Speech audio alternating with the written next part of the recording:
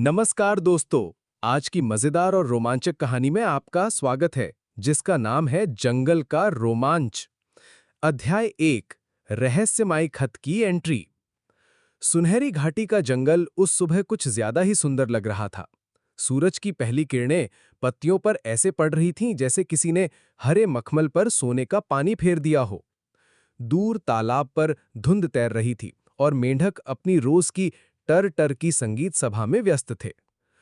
पुराने बरगद के नीचे अपने सिंहासन जैसे बड़े पत्थर पर सिंह राजू आराम से बैठे थे।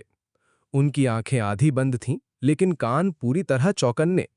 राजा भले ही आराम कर रहा हो, पर जंगल के हर हलचल पर नजर रखता था। अचानक ऊपर से एक हरे पीले पंखों वाला तोता नीचे आया, जिसका नाम था तोता गप्पू। गप्पू की हालत देखकर लगता था जैसे वो किसी उड़ान प्रतियोगिता को जीत कर आया हो, लेकिन असल में उसके पंख बिखरे हुए थे और सांसें फूल रही थीं। गप्पू हांफते हुए, महाराज, वाह, बड़ी खबर। राजू जम्हाई लेते हुए, क्या हुआ गप्पू? क्या छुतकू ने फिर से तुम्हारे पंख खींच लिए? गप्पू, नहीं, ये देखिए। अपने पंजे में पकड़ा हुआ पीला मुड़ा तुड़ा कागज दिखाता है। राजू ने अपनी बड़ी बड़ी आंखों से कागज देखा। कागज पर पुराना लेकिन साफ सुथरा अक्षर लिखा था, जंगल के भीतर सूरज की पहली किरण के नीचे एक खजाना छुपा है, पर सावधान, रास्ते में 3 कठिन इम्तिहान हैं। जो इन्हें पार करेगा वही पाएगा असली इनाम। इतना सुनते ही आसपास के जानवर भी पास आ गए।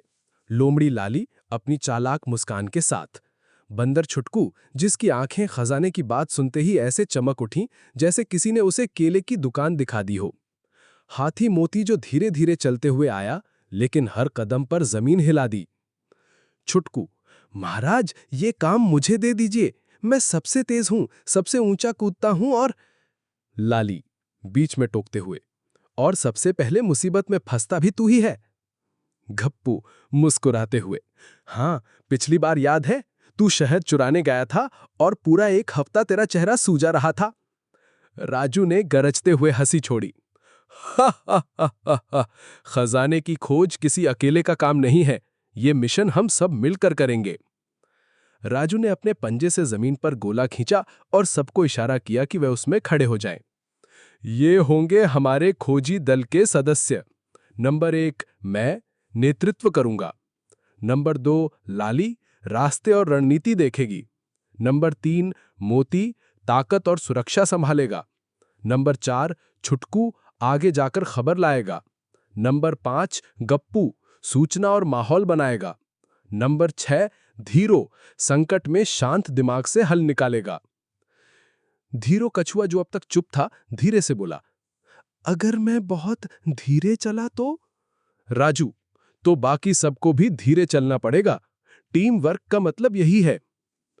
मोती मुस्कुराते हुए, और अगर छुटकू ज्यादा आगे भागा तो मैं अपने सूंड से खींच लाऊंगा। छुटकू नाराज होकर, मैं बच्चा हूं क्या? लाली, नहीं, तू तो पूरा शरारती बूढ़ा बच्चा है। सब हंस पड़े। अब आगे होती है असली सफर की शुरुआत।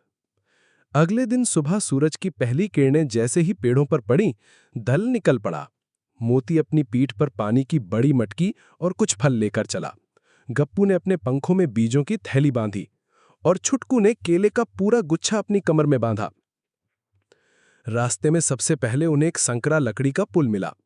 पुल पुराना था और नीचे गहरी खाई में पानी बह रहा था। जैसे ही वे पुल पर चढ़ने लगे, एक भारी आवाज आई, रुको, आगे बढ़ने के लिए मेरी पहेली सुलझाओ। गप्पू घबराकर, अरे, पुल बोल रहा है। छुटकू, वाह, अब तो लकड़ियां भी बात करती हैं। पुल बोला, मेरे पास सिर है, पैर है, लेकिन शरीर नहीं, मैं क्या हूं? मोती सोचते हुए, शायद मूर्ति। गप्पू, नहीं नहीं, घड़ी। लाली मुस्कुराई, बिल्कुल सही, घड़ी। पुल हिला, चर चर की आवाज आई, फिर स्थिर हो गया। सही जवाब, जाओ, रास्ता तुम्हारा है। दल आगे बढ़ा, लेकिन छुटकू ने पीछे मुड़कर पुल से कहा, धन्यवाद लकड़ी अंकल। पुल गुस्से में, मैं अंकल नहीं। सब हंसते हुए आगे बढ़ गए। जंगल का महान साहसिक अभियान भाग 2। दूसरा इम्तिहान, शहद का पहरा। बी। दल कुछ दूर चला ही था कि उन्हें मीठी मीठी खुशबू आई। गप्पू ने पंख फड़फड़ाए। अरे, ये तो शहद की महक है। छुटकू की आंखें चमक उठी। वाह, नाश्ता तैयार। लेकिन जैसे ही उन्होंने आगे झांका, सबके कदम रुक गए। पेड़ की एक ऊंची डाल पर एक विशाल मधुमक्खी का छत्ता लटक रहा था। उसके चारों ओर सैकड़ों मधुमक्खियां भनभना रही थीं, और सबसे बुरा, रास्ता उसी छत्ते के पीछे था।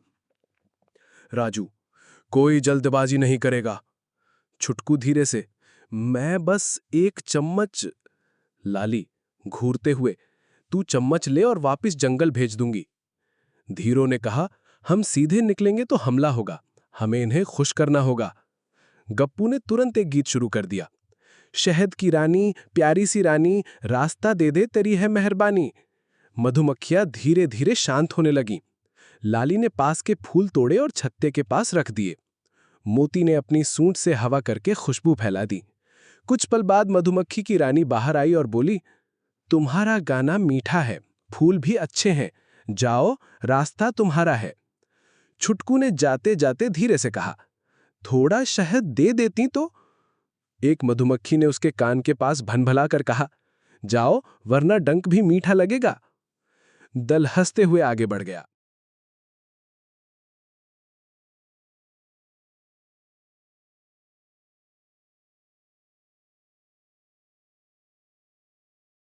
ये थी आज की कहानी। उम्मीद है आपको इससे कुछ सीखने को मिला होगा। अगर कहानी पसंद आई हो तो वीडियो को लाइक करें, चैनल सीख और कहानियाँ को सब्सक्राइब करें और अगली कहानी का इंतजार करें। फिर मिलते हैं एक नई सीख और नई कहानी के साथ। धन्यवाद।